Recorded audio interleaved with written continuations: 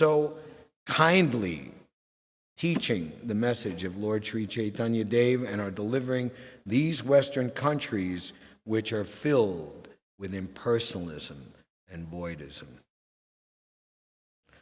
So we have a smaller crowd today. I think it's because of the terrible traffic of the Atlantic Antic. So those of you who are here, congratulations, you made it. We had some activity there. We had a book table and a prasadam distribution. One of our devotees, Sita Ram Prabhu, there was an accident that while he was unloading, one errant driver, can you imagine, the whole Atlantic Avenue was closed and everyone's unloading their vehicles, setting up their stalls, and someone coming 60 miles an hour. Can you imagine? And one of our temple vehicles was totally destroyed, and he himself was very lucky that he just suffered a sprained ankle and a fracture on one of his arms, but it could have been much worse. So he's upstairs in the room there in the balcony, so we can all say a prayer for this wonderful devotee, Sita Ram, who has been and is instrumental in Radha Govinda's renovation, doing a lot of very valuable work here to glorify their lordships here in the building. So today is the day before the holy month of Kartik. Tomorrow is the Ashvin Mas Purnima, which is understood to be the night that Krishna performed his rasa dance. Who here has read the Krishna book? Don't be shy, raise their hand. Okay, Dasamaskanda from the Bhagavad Purana, 10th canto. Krishna blew his flute on this night, which is considered the most beautiful night in the year. And knowing Krishna is understood to be an expert judge of time, place, and circumstance, time, place, person, and circumstance. So this is the most perfect time. This is the most perfect place. Sri Vrindavan on the bank of the Yamuna, on the most holy and most blessed night of the year. And the circumstances were just right for him to interchange with the supreme saintly persons in the entire, what to speak of, universe, cosmic manifestations, is Mahabhagavat, Mahapremaka Bhaktas, the gopis of Vrindavan, and their assistants. So there is much stress given to this month for making great spiritual advancement, as we were hearing from Mother Shobhamayi.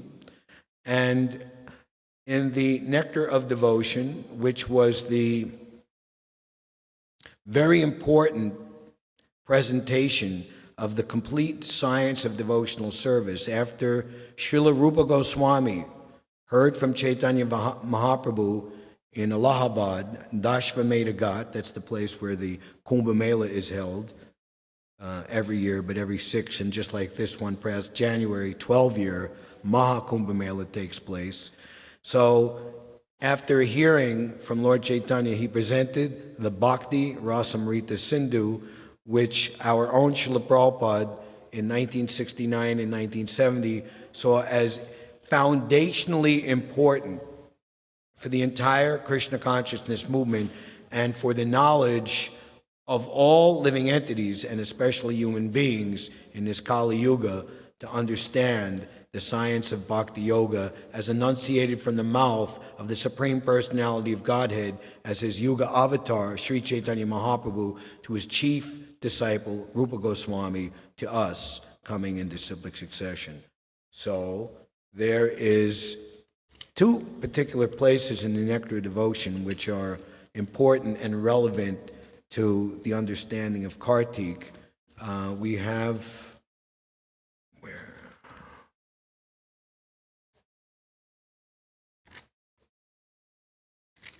Okay, yes.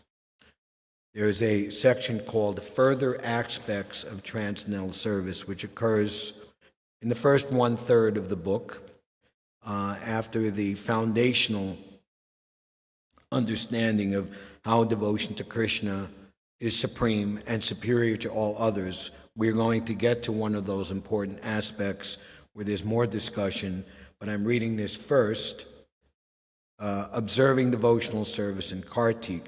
That section, which we will refer to next, is devotional service surpasses all liberation. One example that Prabhupada would give is that if you have $1 million, let's adjust it for inflation, $1 billion, dare to dream. Would you be worrying about having $1,000 or $100? So liberation from repeated birth, death, disease, and old age. Everyone understands, if not with their common sense, and can admit it like a lady or a gentleman, but deep down in their heart, or common person say in your gut, knows that they're afraid to die. Nobody likes to get old, and nobody likes to get sick and diseased along the way. So if you can, and they even sometimes they write, have plays, movies, write songs about living forever in eternity. Wow. So if you could conquer death, how wonderful that is. But compared to the ecstasy and happiness of Krishna Sambandha relationship with Krishna, who's Sadaishvarya Purna, complete in all opulences, unlimited. Indeed, whatever little opulences you, me, or anyone else may possess, Krishna is possessing in unlimitedly. The original Supreme Personality of Godhead. That happiness makes the happiness of liberation from birth and death seem insignificant by comparison. One of the most important ceremonial functions is called Urja Brata. Urja Brata is observed in the month of Kartik, which we follow the lunar calendar. This year is very early, starting on the 6th of October, in India on the 7th October, concluding on the Purnima, Kartik Purnima, 5th or 6th of November. Actually, here's a little news to come. The anniversary of moving into this 305 Skimmerhorn Street building, I was one of them, November 1st, 1982, was Sarat Purnima, the first day of Kartik, Hari Bol. So in other words, it came very, very late. 43 years of Radha Govinda living here in this place. That is a different discussion, perhaps lengthy. In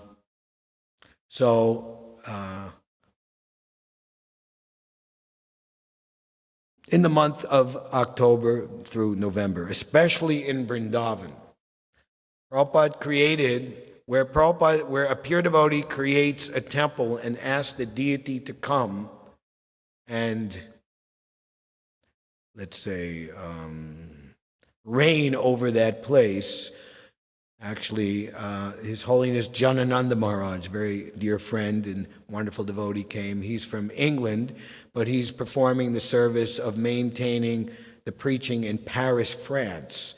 And he remarked to me that Paris, New York, and London are having daily Harinams. Maybe not as long and as elaborate as we're doing here, but something is happening.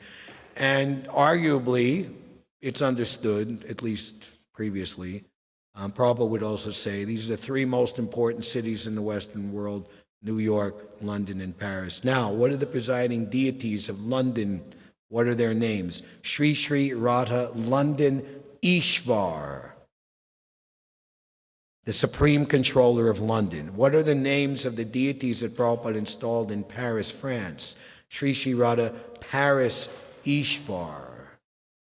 So here, coming from Jaipur, where Prabhupada was the guest of honor in the Jaipur Palace with the then very pious, he was very famous, Gayatri Devi, the Rani of Jaipur, Sri Sri Radha Govinda. But you could arguably say Sri Sri Radha New York Ishvar in the same way. So they are the supreme controllers of this big, bad city. They are supreme. They are reigning here. And we have come into their throne room, we could say courtroom. They are holding court, and we are their subjects. But everybody in this whole desh or place is under their jurisdiction. Not the mayor, not the governor, not the assemblyman or woman, Sri Sri Radha Govinda. They are supreme. Remember that this election cycle. It'll give you some comfort in your heart and mind. So that place, Prabhupada even writes in the 7th canto of the Bhagavatam, is as good as Vrindavan. And because we live and reside and serve here for the benefit of others, which is the foundational hallmark of anyone who aspires to be a devotee's life is dedicated for the benefit of others. To just live in a holy place for one's benefit might not be on the same level, and many times it's perceivably not, because the same desires for selfish aggrandizement remain, but on a so-called higher level. I want to be known as a famous devotee. I'm living in a holy place. Or one even thinks oneself to be an advanced devotee simply because one does. But the development, what to speak of the practice of compassion for those bereft of the knowledge of Krishna consciousness, is conspicuous by its absence. And in Krishna's opinion, and what to speak of all bona fide acharyas and devotees since time immemorial, not as good.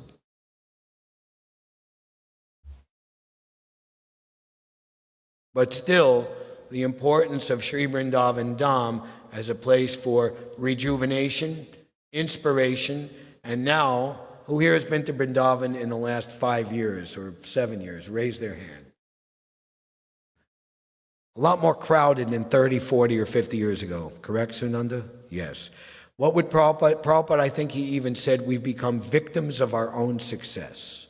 So Vrindavan is now not a quiet place to retire and have intense solitary bhajan, but it's now become a premier place of pilgrimage for people who are coming kind of as tourists, but in India, it's not like going to Disneyland or some other mundane place, but it's going to a place famous for the Lord's pastimes. So combine material tourism and vacation with spiritual pilgrimage. That is the advantage of birth in the land of India, that automatically one, more or less automatically, if one hasn't been too much contaminated by Western impersonalism and atheism, that's what Prabhupada says. He's come to save these Western countries. But to the degree that the Western influence seeps back into India and the Indian people become influenced by the Western atheism and impersonalism and become neglectful, what to speak of, ashamed even of their original Vedic culture, then that's not very good at all. In fact, it's very bad. So in Vrindavan, there is a specific program for the temple worship of the Lord in his Damodar form. Damodar refers to Krishna's being bound with rope by his mother Yashoda. It is said that just as Lord Damodar is very dear to his devotees, so the month known as Damodar or Kartik is also very dear to them.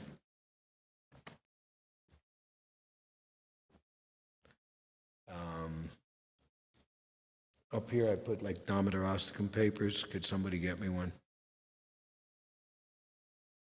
Right there, there's white papers right there in the middle on top where my bead bag is.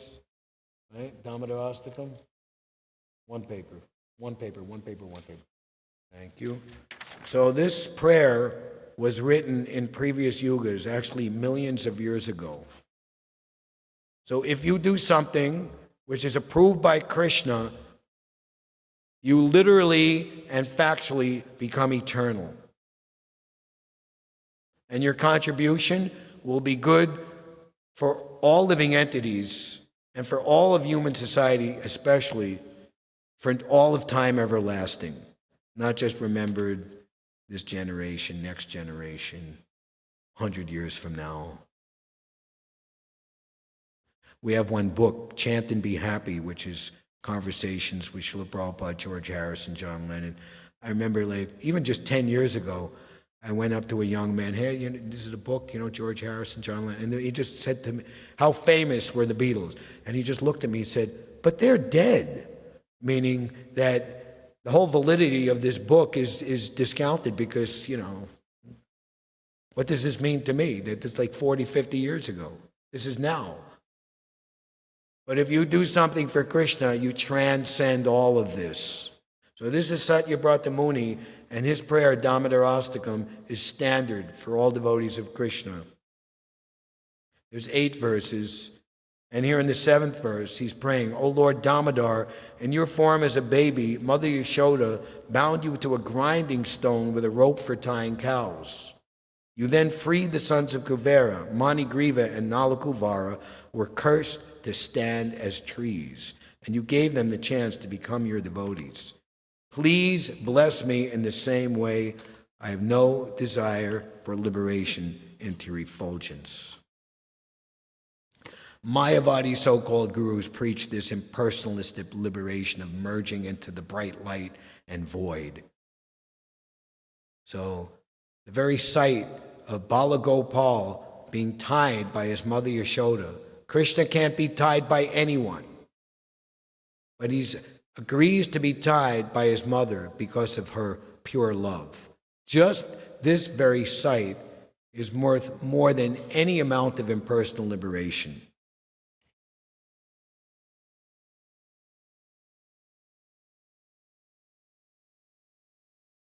In the Padma Purana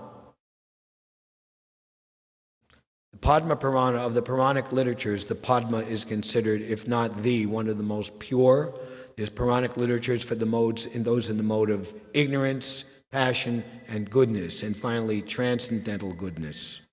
So there's a very nice chapter of the Padma Purana called Kartik Mas Mahatmya, which is very, very amazing. So much nice information is there. So there, during this month in Vrindavan, it is the regulative principle to worship Lord Krishna in his Damodar form. Actually, if you go to Gita Nagari, there's the deities of Radha Damodar, who were the presiding deities for the greatest book distribution effort during Srila Prabhupada's presence. Were you part of that party, Sunanda? Okay. And after the conclusion of Srila Prabhupada's earthly pastimes in 1977, the Radha Damodar chose by their sweet will to reside in the farm community that Prabhupada named Gita Nagari.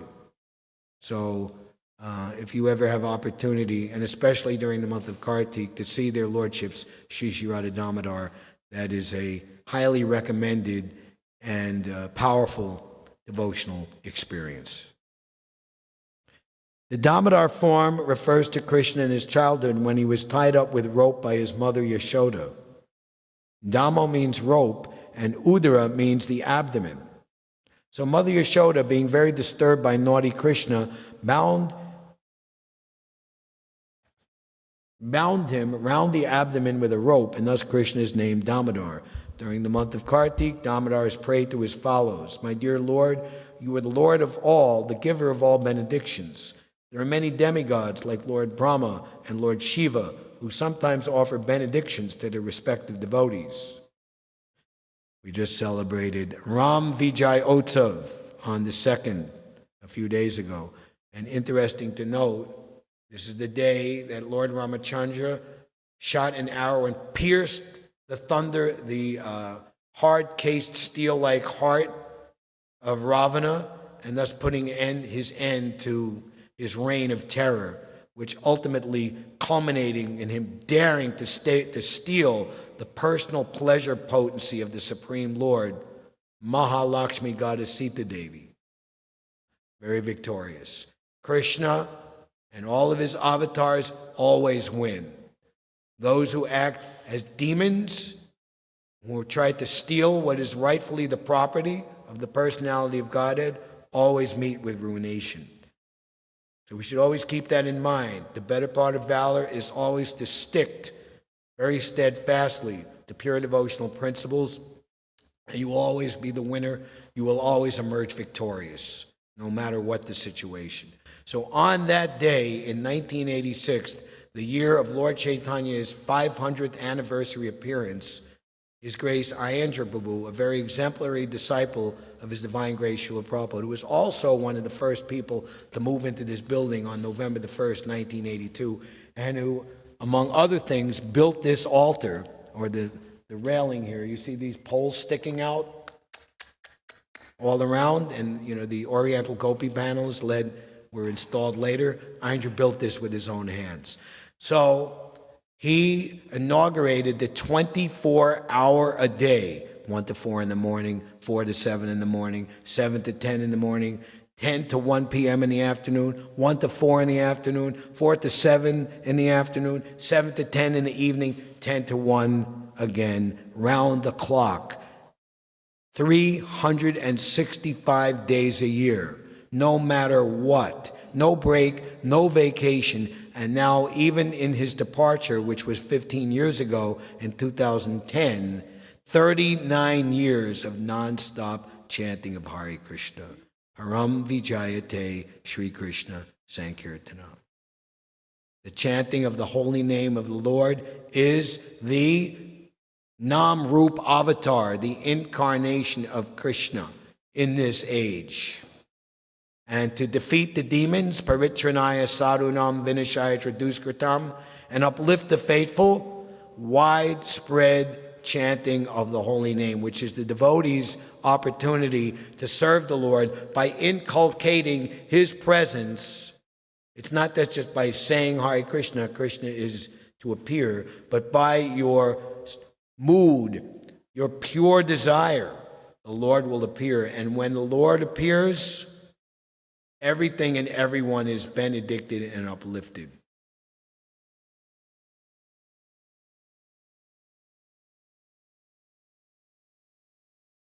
So on Ram Vijayotsav, when Ravana was killed, Ravana was blessed with many dictions by Lord Shiva, and Hiranyakashipu also blessed by Lord Brahma.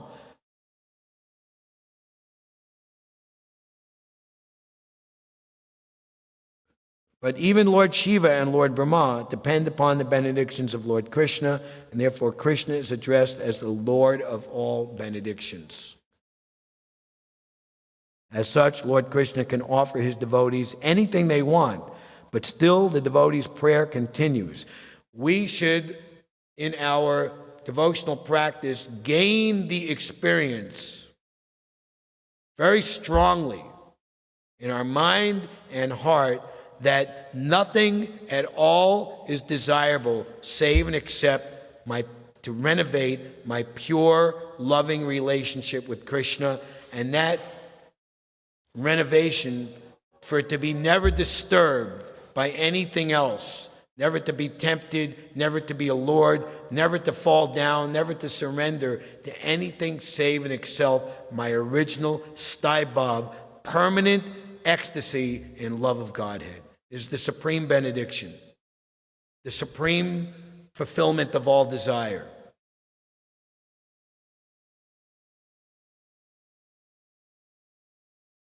I do not ask for liberation or any material facility.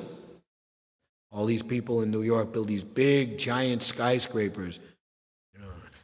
Central Park Tower, the Steinway Tower, you see them like 100 and more stories tall on Central Park South. Will they be able to live here after their 70, maybe a little more, 70 years is finished? Then what?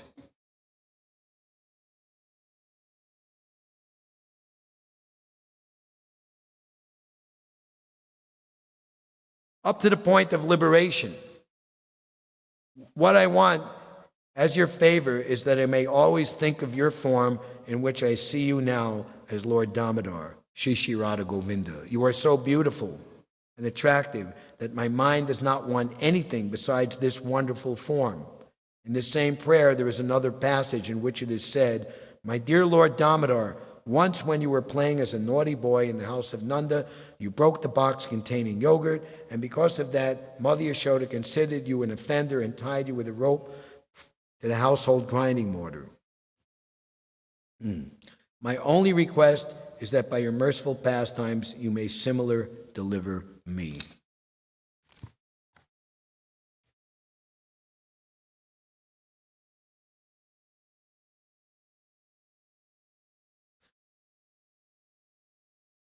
In the Padma Purana, it is said, the Lord may offer liberation or material happiness to a devotee. That's another thing. If you become eligible for pure devotional service, Krishna is obligated to give himself to you. Think about it yourself. Are you going to give yourself to anybody or everybody? You're going to want to test them. You're going to want to, see what they're like. Maybe hear from others, resume, or even better, let's try it for a while and see. And people, they date, and then, okay, a little more serious, we'll get engaged. Maybe it goes on for a long time. And a lot of times after a while, no, not going to work. So Krishna's like that too. So he's going to test you. You've approached me, you perform devotional service. What is your inner motive? What is your inner desire? Right? Here, take this material world. Take some name. Take some fame. Take some profit, adoration, and distinction. Yeah. Then, you know what? You took it. You got your reward. Go away, leave me alone. Krishna doesn't have to be bothered. No one is in Goloka Vrindavan who doesn't have completely pure devotional intentions. Just like your house or members-only club. Everybody there is on the same page. And if they're not, they got to be bounced out. You got to have a ejection team, the police, whatever. But there's no need for that in Goloka Vrindavan because there's no question of even approaching the precincts. What to speak of approaching the precincts? You can't even understand that such a place exists. What to speak of developing any desire to want to go there? That is why Prabhupada early on wrote the book, Easy Journey to Other Planets. Who here has read Easy Journey to Other Planets? Prabhupada gives a whole delineation how you can go to the planets of the demigods and you can live a fabulous lifespan. The lifespan of Lord Brahma is 311 trillion, 400 billion, some odd million years. That sounds like eternity, doesn't it? But everything is relative. Just like an insect might live from sunrise to sunset, or different mammals might live 15, 20 years. We live 100 years. A porpoise, a turtle could live 300 or 400 years. But it's all relative. Everyone, whatever their lifespan, it seems like 100 years, what we think, by time calculation. It's like when you're a child, a whole year, I got to go to second grade. Oh my God, But for us, a year, we're adults, so we're older. A year goes by like that.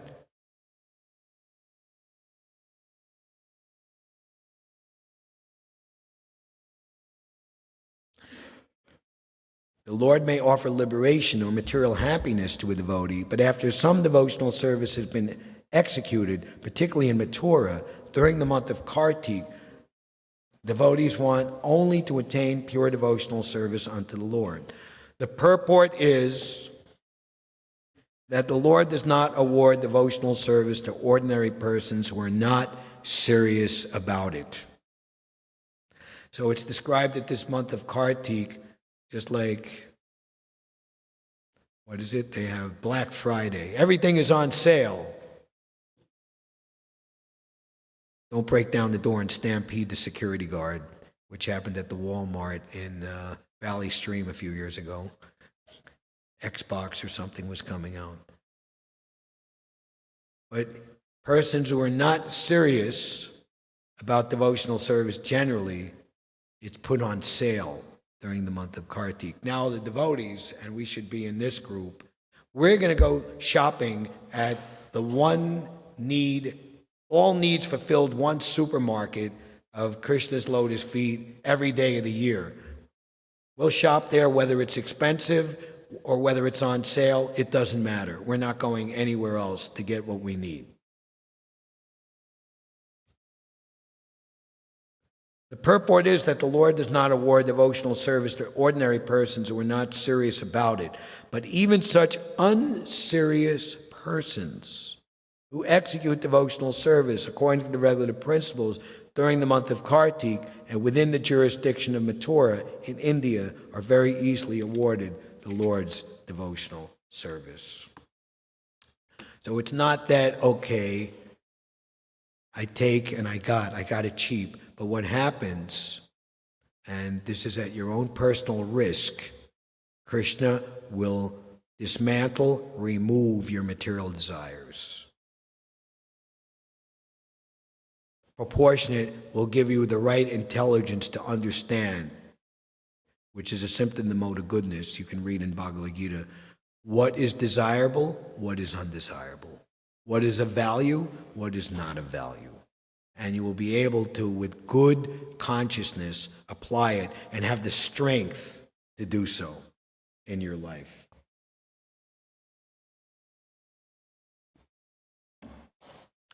So, switching gears,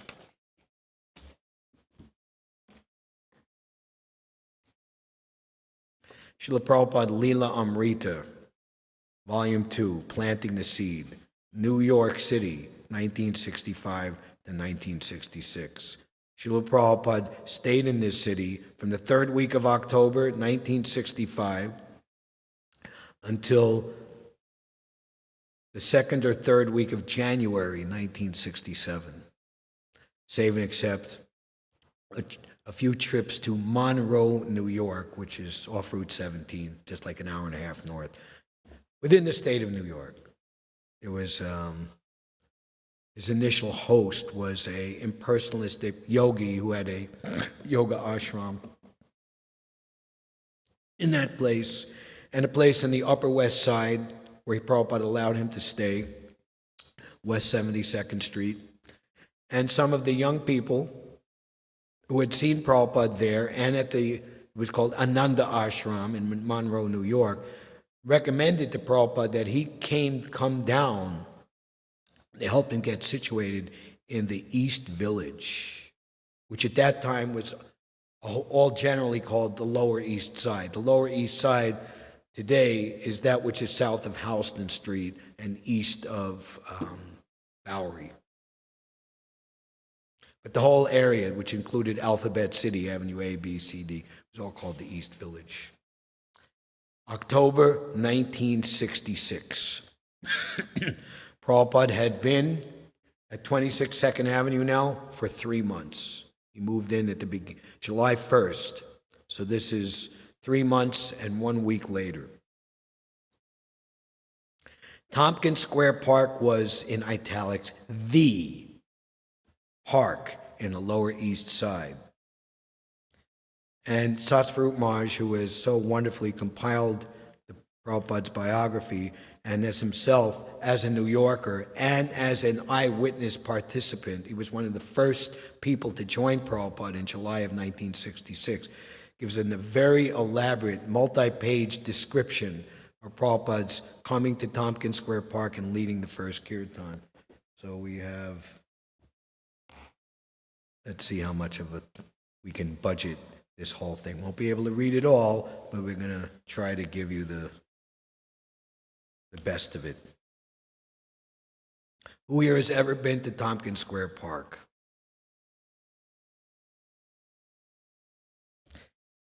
On the south, it was bordered by 7th Street with its 4 and 5 storied brownstone tenements. On the north side, 10th, were more brownstones, but in better condition. And the very old small building that housed, still to this day does, the Tompkins Square branch of the New York Public Library. On Avenue B, the park's east border, still to this day, stood St. Brigid's Catholic Church, built in 1848 when the neighborhood had been entirely Irish.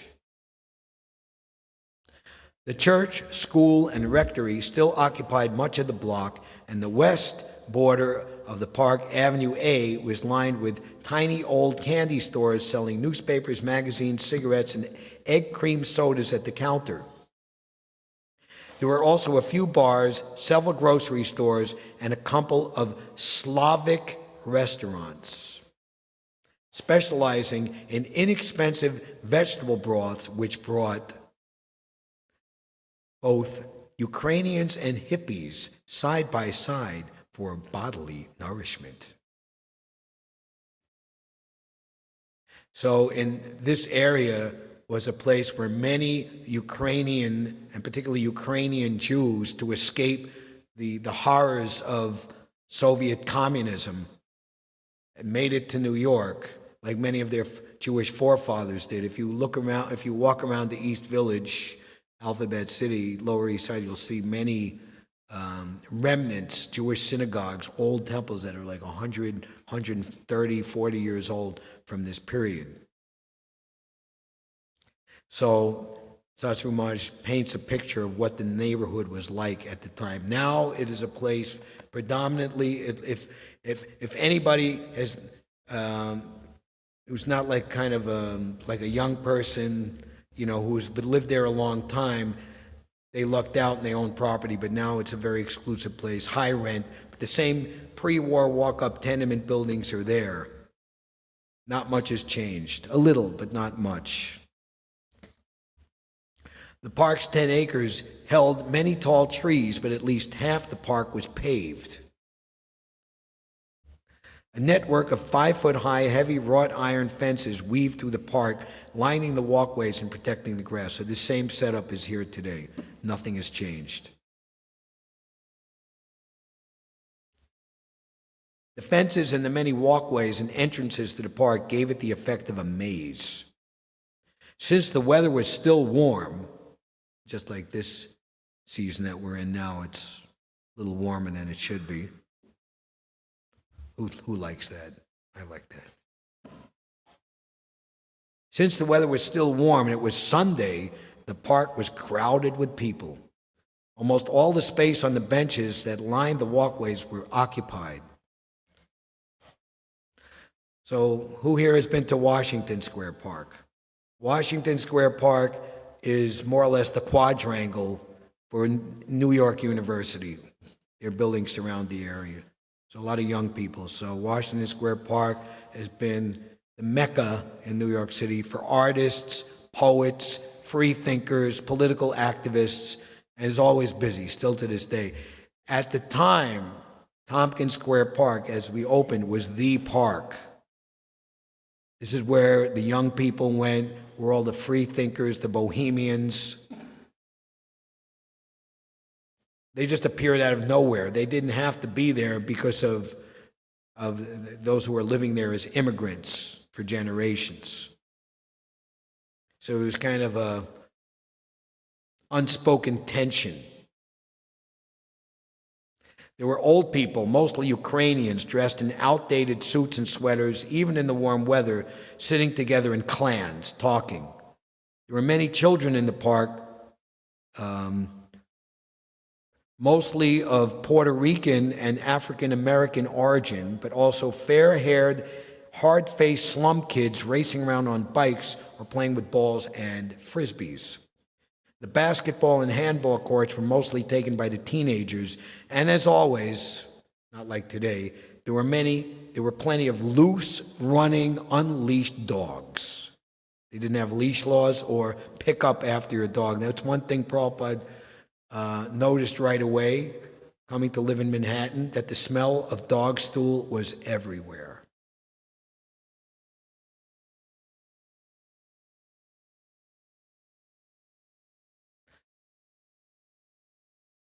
And the hippies. Okay. Today, a bench had been taken over by several conga and bongo drummers, and the whole park pulsed with their demanding rhythms. And the hippies were there, different from the others. The bearded bohemian men and their long-haired young girlfriends dressed in old blue jeans were still an unusual sight. Even in the Lower East Side melting pot, their presence created tension. They were from middle-class families, so they had not been driven to the slums by dire economic necessity. This created conflicts in their dealings with the underprivileged immigrants, and hippies' well-known proclivity for psychedelic drugs, their revolt against their families and affluence, and their absorption in the avant-garde sometimes made them the jeered minority among their neighbors. But the hippies just wanted to do their own thing and create their own revolution for love and peace, so usually they were tolerated, although not appreciated.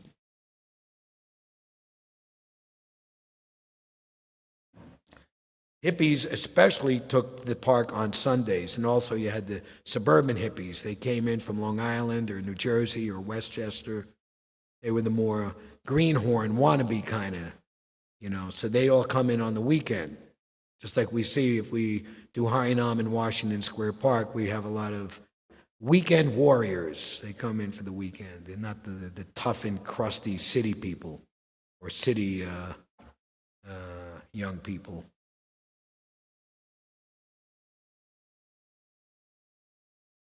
But whatever the hippies' diverse interests and drives, the Lower East Side was an essential part of the mystique. Prabhupada did not do a sociological evaluation where he was going. He was completely in the hands of Krishna. He was even discouraged by one of his, the main godbrothers, who was like one of the main managers for his spiritual master's mission, that there's no need to go physically to America because nobody attends meetings. He told him this in 1959. Everything is done by television. Maybe a little more these days, but still not complete. Still, people go to meetings. We're all here today. We're having a physical meeting. Part of the mystique. So the neighborhood why that neighborhood? Why this Alphabet City East Village became it was just like in San Francisco, the same thing, Haight-Ashbury. The same thing over here in New York. This was the place. It was not just a dirty slum. It was the best place in the world to conduct the experiment in consciousness. For all its filth and threat of violence and the confined life of its brownstone tenements, the Lower East Side was still the forefront of the revolution in mind expansion. Unless you were living there and taking psychedelics or marijuana, or at least intellectually pursuing the quest for free personal religion, you weren't enlightened, and you weren't taking part in the most progressive evolution of human consciousness. And it was this searching, a quest beyond the humdrum existence of the ordinary materialistic, quote, straight, unquote, American, that brought unity to the otherwise eclectic gathering of hippies on the Lower East Side. So after painting the picture, into this chaotic pageant, Swamiji entered with his followers and sat down to hold kirtan. 3 or 4 devotees who arrived ahead of him selected an open area of the park by this beautiful elm tree, which has now been renamed. Just like you have like the Latin name of the tree, and a little green thing is kind of nicked onto it, right? So it simply says Hare Krishna tree. And it's a Dutch elm tree, which is very much an endangered species here in New York City. And this tree not only has survived, but it has thrived amazingly. If you look at the picture of Prabhupada, we put a picture when you go downstairs to the feast in the front lobby, advertising this October 9th Kirtan, the original picture of Prabhupada giving his talk after the Kirtan in front of this tree. And you can see how now 60 years later, 59 years later, this tree has gotten bigger and wider and taller.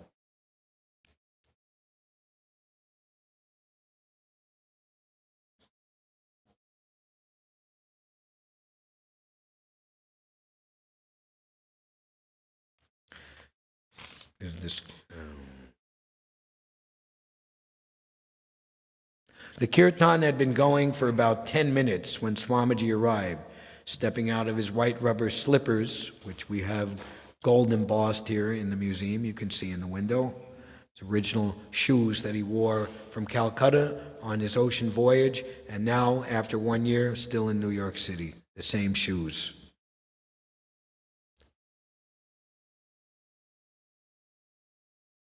He began singing prayers that no one else knew. Vandeham Shri Guru Shiuta Padakamalam Shri Gurun Vaishnavam Cha. This is our Mangalacharna. Maybe many of you are familiar. His voice was sweet like the harmonium, rich in the nuances of Bengali melody.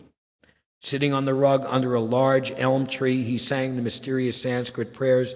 None of his followers knew any mantra but Hare Krishna, but they knew Swamiji, and they kept the rhythm, listening closely to him while the trucks rumbled on the street and conga drums pulsed in the distance. His voice was a shelter beyond the clashing dualities.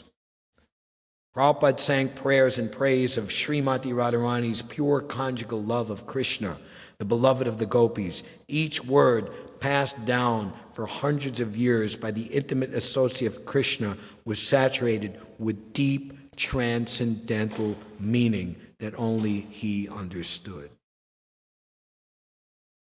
Sahagana Lalita Sri Vishaka Pitamscha.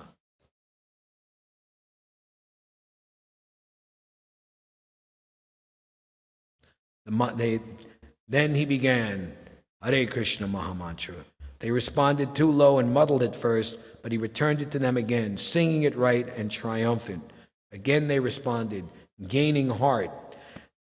Now Prabhupada had, before this, everything was just in the temple. Handing out some leaflets and some incense on the street, invite you to the temple. But to bring the chanting out in public, many devotees were like, oh my God, what's going to happen? And I didn't read, but like just walking the 8 blocks from 2nd Street and 2nd Avenue to 7th Street and then to 1st Avenue and Avenue A, they were taunted, they were ridiculed, they were shouted at. This is the first time doing this in public. Things were a lot more, orderly, like you don't break out. Like now in New York, you can dress any way you want, do anything, and like whatever, who cares, But then it was much more, wow. So they gained strength, they gained conviction, and the magic, Krishna magic, started to happen.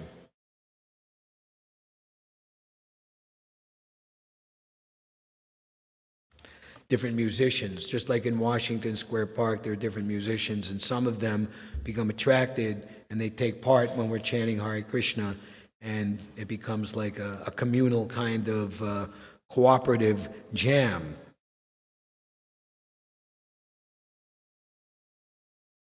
Other musicians saw something spiritual with good vibrations. As the musicians joined, more passerby were drawn to the kirtan.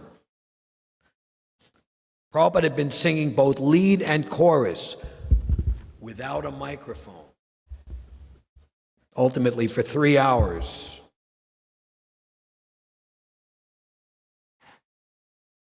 And many who had joined now sang the lead part also, so that there was a constant chorus of chanting. During the afternoon, the crowd grew to more than 100. That's pretty big.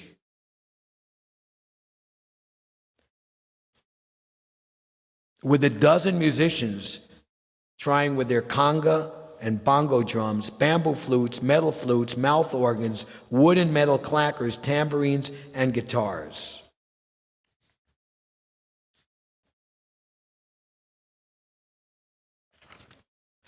Then Allen Ginsberg, who was very, very famous. Who can we compare him to today if he showed up in the park with our kirtan? I can't think. A poet, okay. Along with some of their friends. Allen, he lived on 10th Street on the north border of the park. With his black beard, his eyeglasses, his bald spot surrounded by long black ringlets of hair, Allen Ginsberg, the poet patriarch, come to join the chanting, greatly enhanced the local prestige of the kirtan. Prabhupada, while continuing his ecstatic chanting and drum playing, acknowledged Allen and smiled. A reporter from the New York Times dropped by and asked Allen for an interview, but he refused, saying, A man should not be interrupted while he's worshiping. The New York Times would have to wait. Allen, Tompkins Square Park was a hotbed of spiritual conflict in those days, so it was absolutely great. All of a sudden, in the midst of all the talk and drugs and theory, for some people to put their bodies, their singing, to break through the intellectual ice and come out with total bhakti, that was really amazing.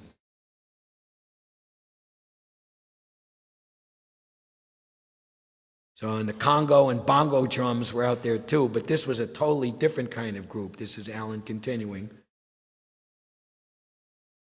It was a repetitious chant, but that was also great. It was an easy chant to get into. It was an open scene. There was no boxed corner there in the actual practice. So general smiles and approval and encouragement as a beginning of some kind of real communal get-together in the park with a kind of serious underbass for real exchange instead of just hot dog on the drums. Prabhupada was striking to see. His brow was furrowed in the effort of singing loud, and his visage was strong. The veins in his temple stood out visibly, and his jaw jutted forward as he sang the Maha Mantra for all to hear. So we're very, very fortunate. There's some actual video footage of this kirtan, and you can see. And of course, the New York Times printed this. And if you look at New York Times Hare Krishna 1966, it'll come up. And the picture that was published, which is the famous picture you'll see on the poster that we made, but there's some other photographs that were taken and they've been colorized. You can see from different angles. Although his demeanor was pleasant, his chanting was intensive, sometimes straining, and everything about him was concentration. It wasn't someone else's yoga retreat or silent peace vigil, but a pure chanting being of Prabhupada's own doing. It was a new wave, something everyone could take part in. The community seemed to be accepting it. It became so popular that the ice cream vendor came over to make sales. Haribol.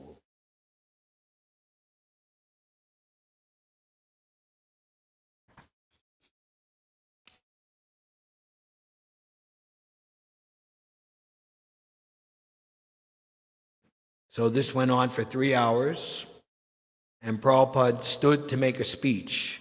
The atmosphere was peaceful, the warm autumn sun was still shining on the park, and the audience attentive and mellow from the concentration on the mantra. He began to speak to them, thanking everyone for joining in the kirtan. The chanting of Hare Krishna, he said, had been introduced 500 years ago in West Bengal. Who here is Bengali? Raise their hand. So Lord Chaitanya, he appeared in your land. So add this to your reason to embrace this philosophy. Hare means, O energy of the Lord. Krishna is the Lord, and Rama is also a name of the Supreme Lord, meaning the highest pleasure. He stood erect by the stout elm tree, his hands folded loosely before him in proper speaker posture. His light saffron robes covered him gracefully. He explained that the chanting of Hare Krishna is on the spiritual platform, and it is the best process for reviving our eternal blissful consciousness. He invited everyone to attend the meetings at 26 2nd Avenue. Epilogue. If it were risky for a 71-year-old man to thump a drum and shout so loud for 3 hours with no amplification, he would take that risk for Krishna. It was too good to stop. He had come far from Vrindavan, survived the non-Krishna Yoga Society, waited all winter in obscurity. America had waited hundreds of years with no Krishna chanting. No Hare Krishna had come from Henry David Thoreau or Ralph Waldo Emerson's appreciations, though they had pored over English translations of the Gita and Govind and Puranas some 120 years earlier in the 1840s. No kirtan had come from Vivekananda's famous speech on behalf of Hinduism at the World Parliament of Religion in Chicago in 1893, 69 years earlier. So now that he had finally had Krishna Bhakti going, flowing like the Ganges to the sea, it could not stop. In his heart, he felt the infinite will of Lord Chaitanya to deliver the fallen souls. He knew this was the desire of Lord Chaitanya Mahaprabhu and his own spiritual master, even though caste-conscious Brahmins in India, those are people who think that unless you're born in their so-called caste, you have no right to Brahminical activity or privileges. This is not only Maya or illusion, but demoniac. And it's even described in the first canto that the asuras, or the demons, they're always looking for a way to derail real religion and real God consciousness, either by trying to kill God, they think themselves, in the case of Hiranyakashipu, now he's going to kill God directly, and then the Shringadev has to show him the reality. Or, in the case of Kamsa, will kill God's devotees, will kill the Brahmins and persecute Brahminical culture. So they came up with a new thing. They're always scheming, they're always using their intelligence to figure out new ways to try to promote atheism and destroy God consciousness. So we'll take birth in the form of so-called religious men, Brahmins, and propound a so-called philosophy which is completely demoniac. And they did a very, very good job of bewildering people to think that this caste Brahmanism is anything but what it actually is, getting people tricked. And what is the result? People will go to other religions and or become atheists altogether and just completely have a terrible view of what really is the best thing. They should have the proper view of Krishna's original Vedic system, Sanatana Dharma, Varnashram Dharma.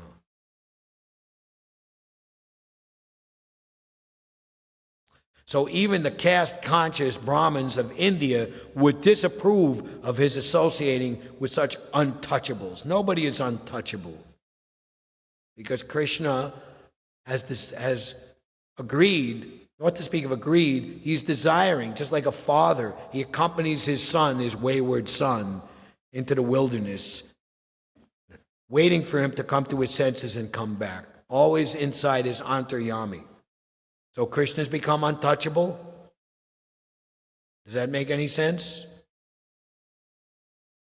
So it would disapprove of his associating with such untouchables as these drug-mad American meat-eaters and their girlfriends.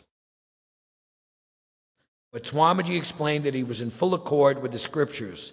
The Bhagavatam had clearly stated that Krishna consciousness should be delivered to everyone. Everyone was a spiritual soul, and regardless of birth, they could be brought to the highest spiritual platform by chanting the holy name. Never mind whatever they were doing. These people were perfect candidates for Krishna consciousness. Tompkins Square Park was Krishna's plan, and was also part of the earth, and these people were members of the human race, and the chanting of Hare Krishna was the Dharma for this age. And Prabhupada made such an incredible impact that a large number of people followed him back to the storefront.